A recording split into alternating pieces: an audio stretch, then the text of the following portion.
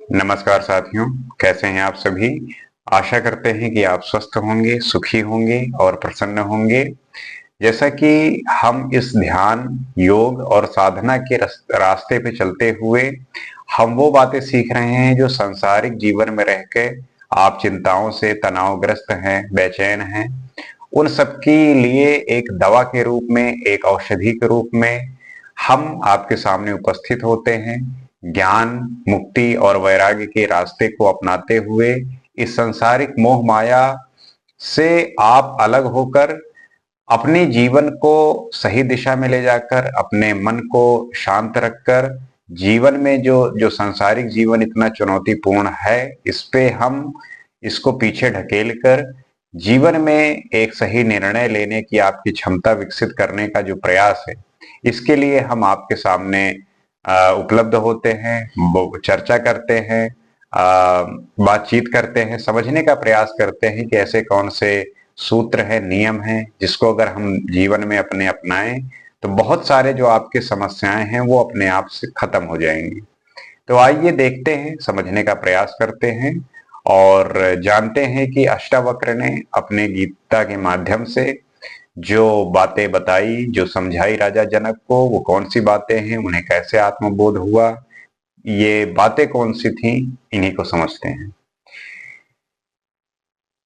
चिंतया जायते दुख नान्यथेहति निश्चयी, तया हीना सुखी शांता सर्वत्र गलित स्पृहा। इस सृष्टि में दुख की उत्पत्ति का कारण चिंता है, अन्यथा कोई दूसरा कारण नहीं है। ऐसा निश्चय करने वाला व्यक्ति इस चिंता को त्याग कर सभी प्रकार की आकांक्षाओं को गलाकर सुख तथा शांति का अनुभव करने वाला होता है। इस क्रम में महर्षि अष्टावक्र कहते हैं कि जहां अहंकार की भावना है, वहीं कर्तापन की भावना है। जहां आपका अहंकार जैसे ही जागा, वैसे ही आपके अंदर ये भाव आया कि बस अब मैं ही हूं जो हूं। जहां कर्तापन का भाव है, अर्थात ये मैं ही कर रहा हूं, ऐसी भावना है, वहां फल आकांक्षा भी होगी और चिंता भी होगी। जहां ये भाव आ गया कि मैं ये कर रहा हूं, कि मैं ही हूं जो हूं, तो उसके जब ये भाव आ जाता है तो फल की जो आकांक्षा है वो बढ़ जाती है कि मैं कर रहा हूं तो उसका जो है कुछ परिणाम मिलेगा, आउटपुट मिलेगा। और जैसे ही आपकी आकांक्षा बढ़ी, वैसे ही चिंता आ गई। तो जहां चिंता है वहीं दुख भी है। जहां टेंशन है, जहां आप इस बात की, इस तरह की बात सोचने लगे, आपको वो परिणाम नहीं मिला, तो वहां दुख उत्पन्न हो जाता है। इसलिए महर्षि अष्टावक्र ने दुखों का कारण चिंता को ही बताया है। आप बैठे होते हैं, बेमतलब की बहुत सारे ऐसे विचार आते हैं, आप उसको सोचने लगते हैं, ओवर थिंकिंग करते हैं और आप जो है बेचैन हो जाते हैं, आप परेशान हो जाते हैं। तो इसमें चिंता का अर्थ है बारंबार विचार करने हेतु विवश होना। बताया मैंने आपको कि यहाँ चिंता का तात्पर्य यही है कि आप जो है किसी भी बात को लेके, किसी भी विचार को लेके बार बार उस पर जो है बार बार विचार कर रहे हैं। तो उसको जो बार बार विचार करते हैं तो उसके प्रति विवश हो जाते हैं, और वो जो पूर्ण नहीं होता तो आप जो है बेचैन होने लगते हैं। ये जानते हुए भी कि इसका कोई लाभ नहीं होगा, अनचाहे ही उस बारे में सोचना कि वह मिलेगा या नहीं, वह छिन तो नहीं जाएगा, इस तरह के विचार उत्पन्न होते हैं। वर्तमान युग के मनोवैज्ञानिकों ने तो चिंता को एक आदत के रूप में मान लिया है। जो आजकल के मनोवैज्ञानिक हैं, उन्होंने जो चिंता को है, जो टेंशन है, उसको जो है एक आदत के रूप में मान लिया है। जिनके पास सकारात्मक तथा रचनात्मक कुछ सोचने विचारने को नहीं होता, वे ही इस प्रकार के बेवजह के विचारों में अपने आप को उलझाकर व्यस्त रखते हैं। जिसके जीवन में गोल नहीं है, जिसके जीवन में एम्बिशन नहीं है, और जो जो है भटका हुआ है, जिसको दिशा प्राप्त नहीं हुई है, तो वो इन सब बेवजह के विचारों में फंस जाते हैं और उलझ जाते हैं, जिसकी वजह से उनको ये सब दुख का सामना करना पड़ता है।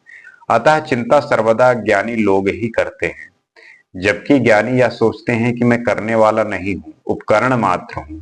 सभी कार्य ईश्वर की इच्छा अनुसार होते हैं और उसी के आदेश और प्रेरणा से मैं कर्म करता हूं। मैं वाहन मात्र हूं, बांसुरी मात्र हूं, बजाने वाला वही है, स्वर उसी के हैं। जो ज्ञानी व्यक्ति है वो इस बात को लेके निश्चिंत होता है कि जो हो रहा है उस परमात्मा की वजह से हो रहा है, सभी कार्य ईश्वर के अनुसार हो रहे हैं। मैं तो बस वाहन मात्र हूं, बांसुरी मात्र हूं, बजाने वाला तो ईश्वर है। ऐसा मान करके कार्य करने वाला निर्भर होकर, चिंता मुक्त होकर जीवन जीवन व्यतीत करता है। जिसको इस बात की हमेशा भरोसा होता है कि जो ईश्वर है वो मेरा देखभाल कर रहा है, वो जो करेगा अच्छा करेगा, इस प्रकार का वो भाव लेकर अपनी चिंताओं से मुक्त होता है और वो किसी भी प्रकार की जो समस्याएं हैं उसमें परेशान नहीं होता, हमेशा ईश्वर पे भरोसा भरोसा करता है। ऐसा मनुष्य की सुखी तथा शांत होता है। ऐसा मनुष्य जो होता है वो सुखी और शांत होता है। उसे भरोसा है कि ईश्वर है, वो जो करेगा अच्छा ही करेगा। उसकी ऐसी भावना से उसकी संपूर्ण इच्छाएं विनष्ट हो जाती है। जब कोई ऐसा कोई सोचता है तो जो भी उसके डिजायर है, इच्छाएं हैं, वो नष्ट हो जाते हैं और जब इच्छाएं नष्ट हो जाती है तो उसको सुख प्राप्त होने लगता है। तो ये जो है सूत्र है, वो स्वयं की इच्छा से नहीं ईश्वर की इच्छा मानकर कार्य करता है, जिससे वो चिंता मुक्त रहता है। वो ये समझने लगता है कि जो भी हो रहा है वो ईश्वर की इच्छा से हो रहा है, मैं तो बस उस ईश्वर के कहे हुए कार्य को कर रहा हूं।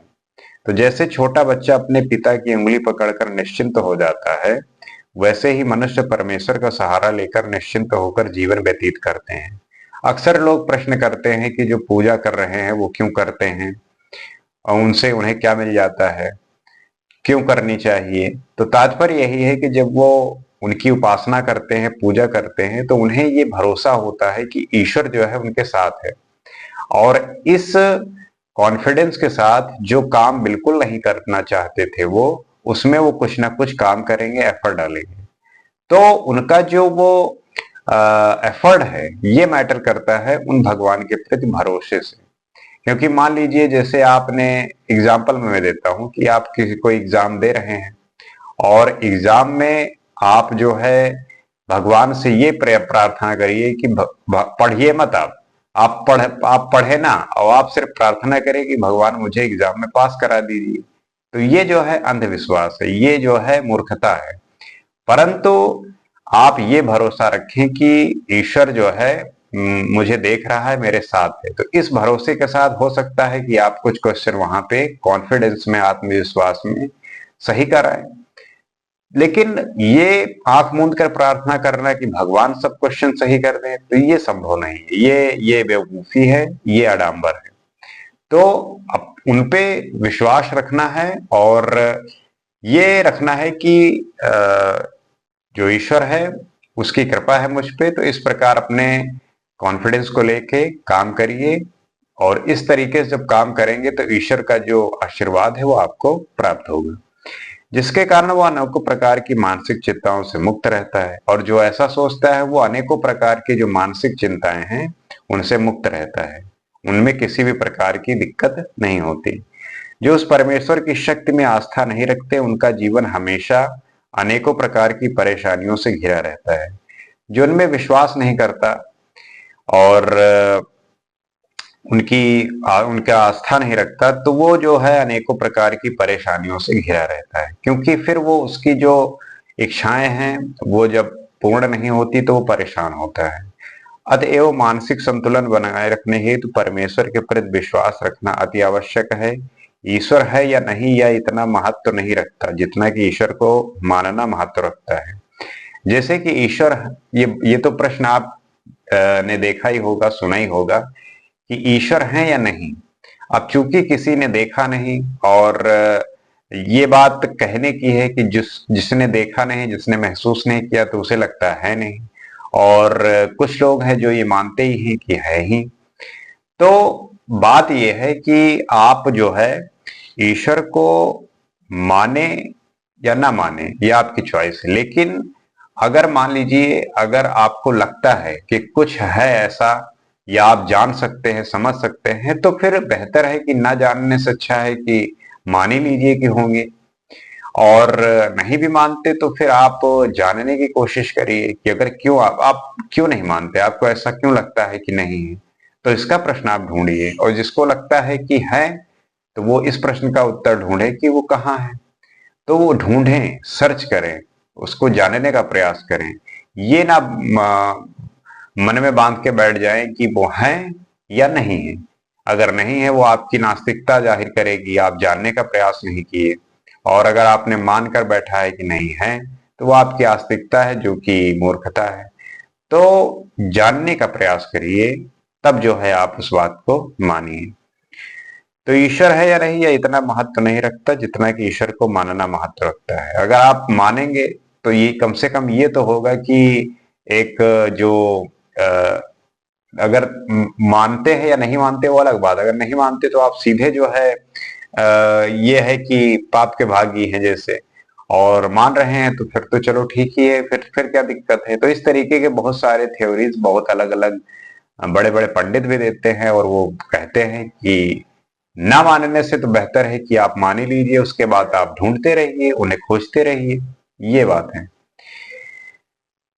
नाहम देहो ना में देहो बोधो अहमति निश्चयी कैवल्यम इव संप्राप्तो ना स्मरत कृतम कृतम। मैं ये शरीर नहीं हूं और ना ही यह शरीर मेरा है, मैं तो बोध स्वरूप हूं। ऐसा निश्चय करने वाला विदेह मुक्त को प्राप्त हुआ सा। कृत जिसे करना है और अकृत जिसे नहीं करना, जो नहीं किया जा सकता। कर्मों का स्मरण नहीं करता, वो सभी प्रकार की इच्छाओं से परे होता है। तात्पर्य यही है कि जो चिंता को दुख का कारण बताने के लिए इस सूत्र में अष्टावक्र ने ये कह रहे हैं कि जिसे ये ज्ञान हो जाता है कि ना तो ये शरीर है और ना ही शरीर उसका है, ना ये शरीर है और ना ही शरीर उसका है, ना ये शरीर है और ना ही ये शरीर उसका है, या कृत तथा अकृत कर्मों का स्मरण नहीं करता। वो अपनी इसी बात को स्पष्ट रूप से समझाते हुए आगे कहते हैं कि जो आत्मज्ञान को प्राप्त हो गया वो स्वयं को निश्चित रूप से आत्म स्वरूप चैतन्य आत्मा ही मानता है। जिसको आत्मज्ञान प्राप्त हो गया, फिर वो अपने आप को सोल ही समझता है। उसका इस शरीर से, इस मन से, इस इंद्रियों से कोई भी लगाव नहीं होता।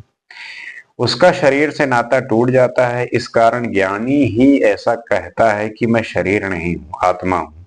जो ज्ञानी व्यक्ति है, उसका इस शरीर से जो पूरा लगाव है वो छूट जाता है, और उसे ये समझ में बस आता है कि मैं जो है एक आत्मा हूं।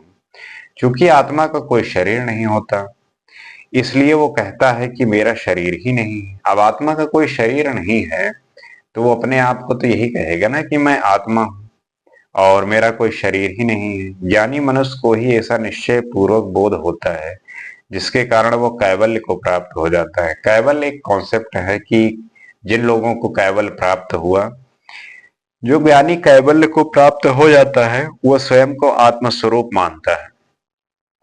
जो ज्ञानी कैवल्य को प्राप्त हो जाता है, वो आत्म स्वरूप माना जाता है। उसे ये आता है कि उसको जो है बोध हो चुका है, उसको ज्ञान हो गया है, जिसके कारण वो किए और ना किए कर्मों को याद नहीं करता। क्योंकि जो कार्य किए गए हैं वो शरीर के द्वारा किए गए हैं, और जो गुना किए हुए कार्य रह गए हैं वो सिर्फ विचारों तक ही सीमित हैं। ये मन की सीमा में आते हैं।